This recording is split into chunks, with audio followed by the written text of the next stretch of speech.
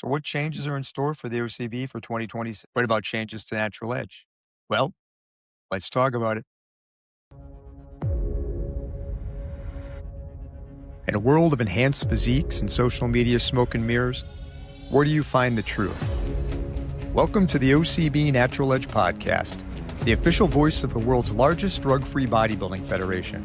From the science of the shred to the grit of the stage, no secrets, no substances, just the edge.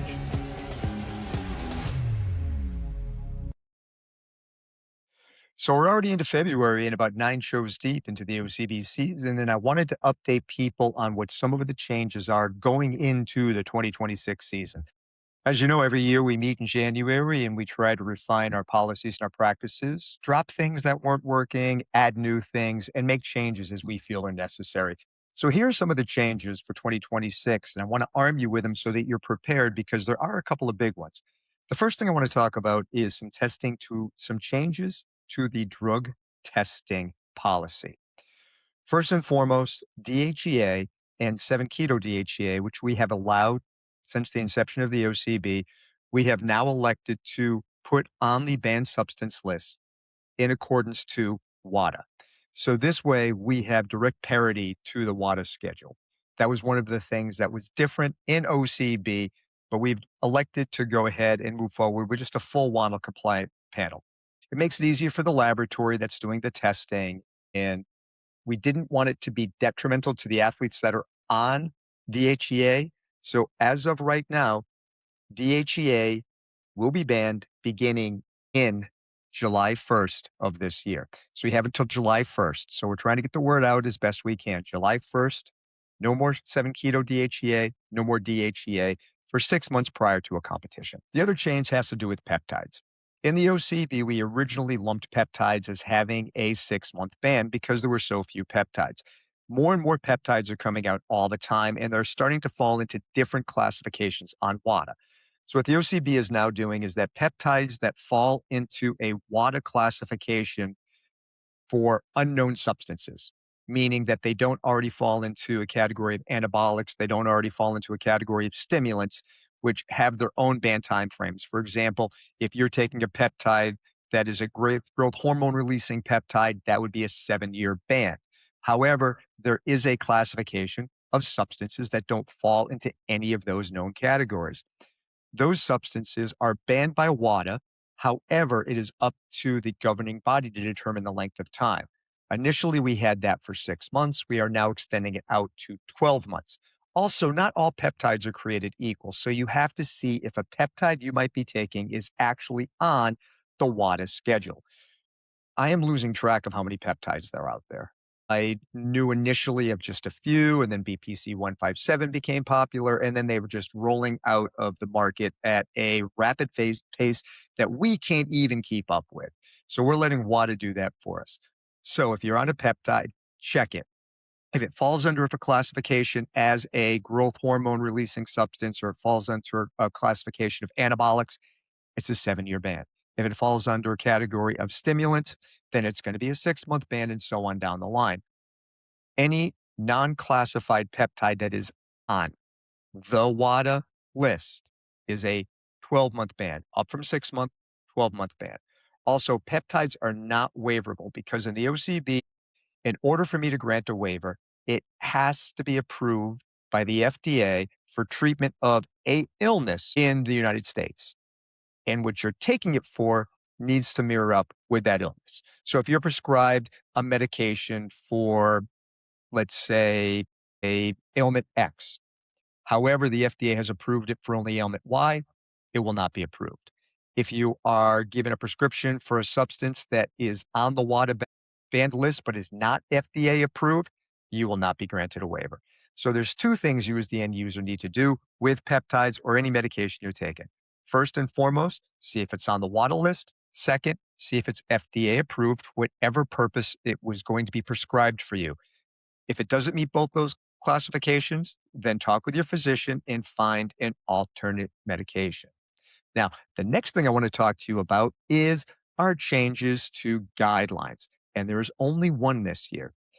As of now, open wellness for a pro card has dropped to 3 in a class. This is because wellness, as popular as it is so spotty at shows. There'll be one show where there'll be 14, 15, 16 wellness competitors, and then another show where there's 3 or 4. And we've seen very good competitors miss out on a pro card because they happen to be in a geographical area where wellness hasn't caught on, or they're just at the show at the wrong time. Once we took stock, we realized that there were more shows that fell into the 4 category than there were that fell into the 15 category. And in fairness, we are dropping it down to 3. So as of the beginning of this year, Wellness Pro qualification is 3 competitors, no longer 5. Everything else remains the same. Now, the next thing I want to talk to you about is Natural Edge itself. Now, you may not have seen it, but on social media, we put out a casting call. This is because we wanted to make some changes to Edge. If you saw the last episode, you saw the expose that we did with Kristen. This is the kind of content that we're going to be trying to bring forward on a more reoccurring scale. But we also wanted to break up what we had before, what was just Jody, myself, and Aubrey talking and covering some shows and try to give more value. But we didn't feel that we had all the answers. So we opened up a casting call. And in that casting call, I put it out and I was hoping to find 2 or 3 people that may want to contribute to Edge, not realizing the popularity that Edge had. It turned out that I had well over 40 people interested in participating in Natural Edge in a correspondent type of a scenario. We broke that down. We gave interviews and we broke it down to, well, it turned out our top 15. So as we move forward in Edge, I'm going to be introducing every episode 2 or 3 new features from new correspondents that we had come onto the field. I'm also going to be releasing a short later this month. It's going to be a standalone, about a 10-minute episode where I'm just going to dive into what each one of these featurettes will be. So basically what it is one of our members from the field is going to be a correspondent, and they are going to bring us content on sometimes a weekly basis. Some people want to be a monthly. Some people want to do an expose, like I said, I had with Kristen, and bring it forward as a 15 or a 20-minute standalone episode. And we're going to be incorporating those in. You'll still have Jody and I talking about things around the scene. And every episode, I'm going to wrap up with some closing remarks on that episode. And we're still going to bring as many competitors into it as we possibly can. But we're going to be cutting back and changing some of the content that we had before. So no more pose down as a feature. No more what we were doing was pro tips. What we decided we wanted to do was make every single episode pro tips. So it's going to be more knowledge based and it's going to be a wide variety of topics from a wide variety of correspondents. So Jody and I will still anchor most every episode, and then we'll have our various correspondents rotating in. We think it's going to give it a far more educational approach and give everybody in the audience a lot more of what they're craving, which I think is knowledge. People want to know things to help them move forward. And so it's going to be a lot more knowledge based. And our interviews are going to be a lot more captivating and hopefully a lot more entertaining. So we heard what you had to say, and that's where we're moving forward with our Natural Edge. So without any further ado, I want to move in and have Jody talk about something that was near and dear to our heart, and that was a show at Pittsburgh that Stacy Longo put on last year, where Edge was the featurette. So, Jody, let's hear what you have to say about what we did in Pittsburgh. The OCB is not a competitive organization, we're family. It really is an everyday choice to be able to balance both work, life, fitness, and then to be able to get the entire community to rally behind you. So without the support of everyone, I wouldn't be able to be up here today. But when you get here, you get around these guys, you feel not alone, it's all worth it, it's all fun in the end, it makes you a better person. So I love this. All right, I'm excited about this one. Today I'm recapping one of those shows that reminds you why you fell in love with natural bodybuilding in the first place. The OCB Natural Steel City Championships. And this show is promoted by the one and only Stacy Longo. If you're new around here, let me just say, Stacy is an OG. Decades in natural bodybuilding, OCB Hall of Famer, retired women's bodybuilding pro. Stacy didn't just compete. She built culture, and she continues to give back as a promoter, judge, coach, and advocate for a truly healthy lifestyle. One of the things that I love most about her is that she doesn't believe that you need to step on stage in a bikini or posing trunks for your progress to matter. She pairs this show with a transformation challenge where participants share essays and tell their stories, and every single time, those moments land hard. Health changes, life changes, identity changes. It's a reminder that bodybuilding is about becoming, not just posing. Now, this show took place in October 2025, but here's why I'm bringing it up now. OCB Best of the Berg is coming up April 25th, about 9 weeks away. You might have time to prep, or you might not. And that's okay. If you're not stage ready, I'm officially inviting you to attend as a spectator. You'll leave inspired every single time. And that is my personal promise to you. Let's also talk logistics because this matters. The show is held at Discovery Christian Church outside of Mars, Pennsylvania. Easy parking, easy navigation, very athlete friendly. 2 massive TV screens, a killer sound system, and the athletes feel like celebrities. The hotel is updated, staff is welcoming, check-ins are smooth. And yes, I'm here to tell you, I went to school in Pittsburgh, and I still believe they're some of the friendliest people in the country. One of the show features that I appreciate so much is that athletes get to choose their own music for individual routines, which is rare and genuinely cool. Best Poser awards are given, and you get to see who these athletes really are, not just how they pose. Stacy went even further. Sully, Aubrey, and I were all working the show, and she intentionally carved out time for athlete interviews and pose downs throughout the day. That's total leadership. So here are some moments that really stood out. Morgan Mulligan, wellness champ, talked about balancing work, family, and nearly 8 years in the Army National Guard. Discipline showing up on and off the stage. A father-son duo, Eric and Brendan Cully, both competing. That's legacy. A men's classic athlete around 68 years young. I call him Mr. Hollywood. He just has that stage presence. And he talked about consistency and setting bigger and bigger goals. Proof that this sport doesn't have an expiration date. 2 brothers, Adam and Ashton Glass. Different divisions, same show. And quick question for you. Could you compete alongside your sibling? Let's also talk about Carlos Norman, men's physique, down 50 pounds for personal and spiritual growth. Now, he did say he might struggle to eat tuna again. So if there are any sponsors listening out there, if you've got a killer hot sauce or sriracha, I feel like Carlos might be open to a conversation. And Henry Hood, competitor and author of The Plant-Based Drug-Free Bodybuilder, because prepping alone clearly wasn't enough of a challenge. And yes, we had pose downs for every class. We wondered if some of the ladies might take a pass. They did not. And for the record, I love being wrong. And let's talk stage highlights. Margaret Russo won her Bikini Pro card. She said that everything went wrong during prep and still nailed it. The most relatable pro card story there is. Michaela Short won her Women's Physique Pro card. Dazzling smile, commanding presence, full biker energy.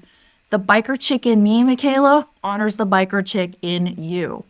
Lori McMahon won Women's Physique Masters, and she is just so strong and seasoned and composed, mastery on display.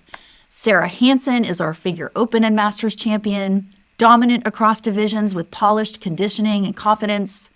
Clarissa Dolink, Bikini Masters champion, consistent presentation, and complete command of her category. Adam Glass, men's bodybuilding open and masters champion. Winning across age groups doesn't happen by accident. This is earned density and discipline. And Blake Snyder, men's classic open champion. One of the strongest amateur classic lineups I've seen, and he still stood out. That win mattered. Want to mention Max Sharkey in Classic Physique. Excellent structure and flow. This is a physique worth following. And Kevin Sirachi, forgive me if I butchered your name, he is our men's physique open champion. Yes, the dad ran on stage moment. No, please don't do that at future shows. Sully's already covering his eyes. But that joy, hard not to love. Rich Lewis, our men's physique masters champion. Calm confidence, consistent look, and well-earned presence. And honorable mentions go to Jordan York, Marty Means, and Austin Feather. Austin, I see you. That pro card is coming. So thank you, Stacey Longo, for continuing to raise the bar, not just for physiques, but for people. And promoters, if you want to feature athletes in meaningful ways, this is how you do it. Athletes, if this sounds like the energy you want to be part of, the OCB Best of the Berg is coming up April 25th. Yes, there are pyrotechnics. Yes, Sully survived them, and he was super happy that he didn't use half a can of Aquanet when he got ready that morning. Yeah, we all hold our breath when they get that close to the ceiling, but that's also part of the excitement. So if you'd like to be part of that thrilling atmosphere, head on over to ocbonline.com. Grab your registration, or come cheer your face off. We'll see you in the Berg.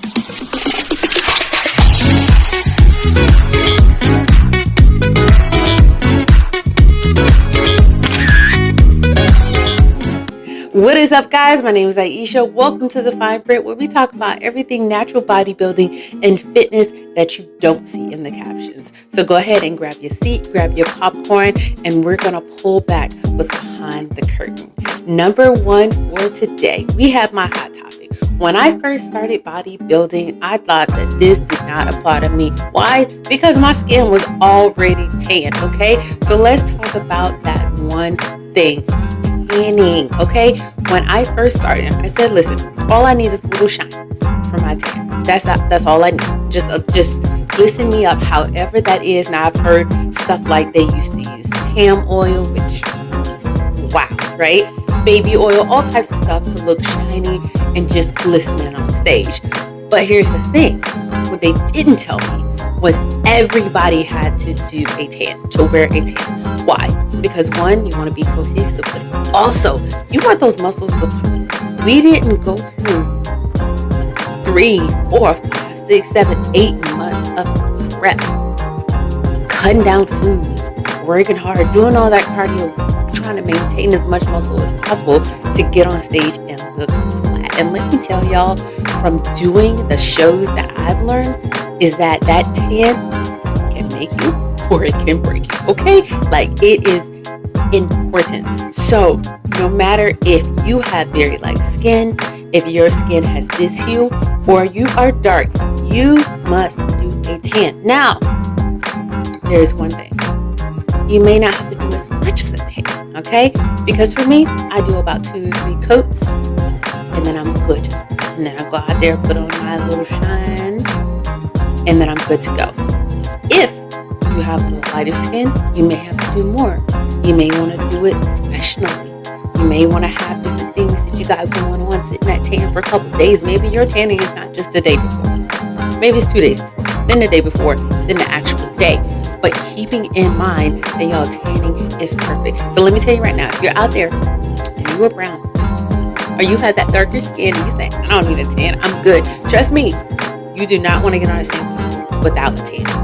You do not want to get on stage without a tan. Because once you get on that stage, there is no coming back.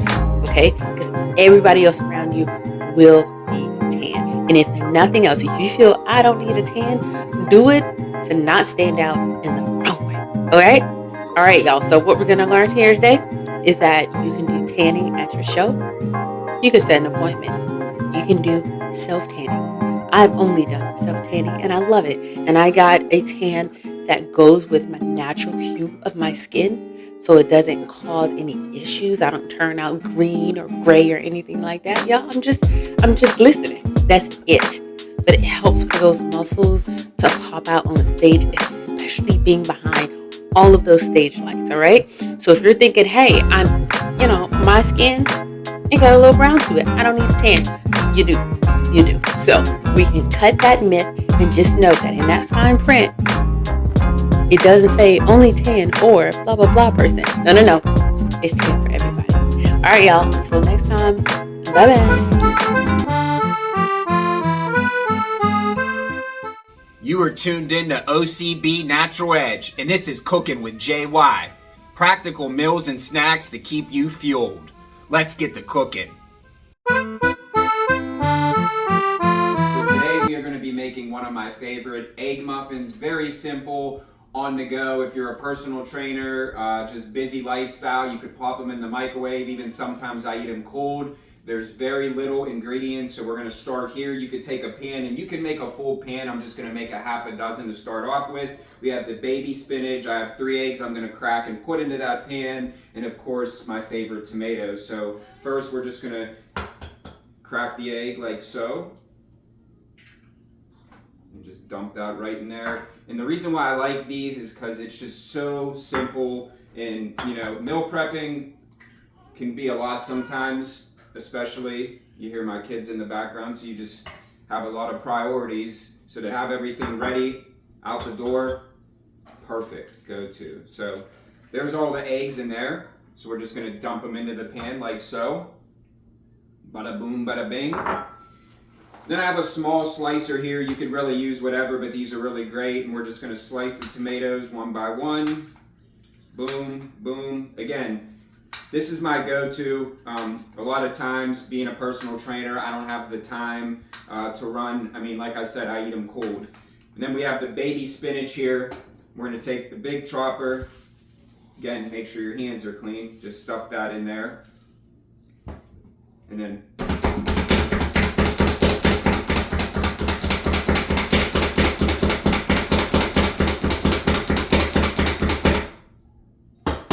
voila, there you have your 2 ingredients. So we're just gonna sprinkle a little bit in each. There you go, and then I'll take the baby spinach, and it's fresh. And then what we will do after this, you could take a fork, a spoon, if you have a mixer, whatever. We're just gonna stir this up and make sure it's all mixed together like so. So these have about 160 calories. Plop a couple in there. 11 grams, 12 grams of protein, depending on what you put in it. So definitely a nice little morning or in between if you need a little fuel for your work day. So what you want to do next is you're going to take the pan, preheat the oven to about 350 over here. And then we're just going to open it up like so. Plop it in there. So with these, one thing that you do want to do is you want to check. Usually 12 to 15 minutes is good, but sometimes it might take a little bit longer. You just want to make sure that it's rising to the top and it's ready to be eaten. So again, 12, 15 minutes, bada boom, bada bing. Take a towel. Don't want to burn yourself. And voila. There you have your egg muffins, one of my favorite to go. Can't beat it. Let me try it. Excellent. Protein packed, low calories, great on the go. Cooking with JY. Bon appetit.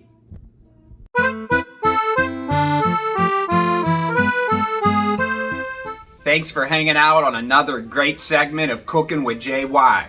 Now back to OCB Natural Edge. Until next time, be sure to subscribe. Bon appetit.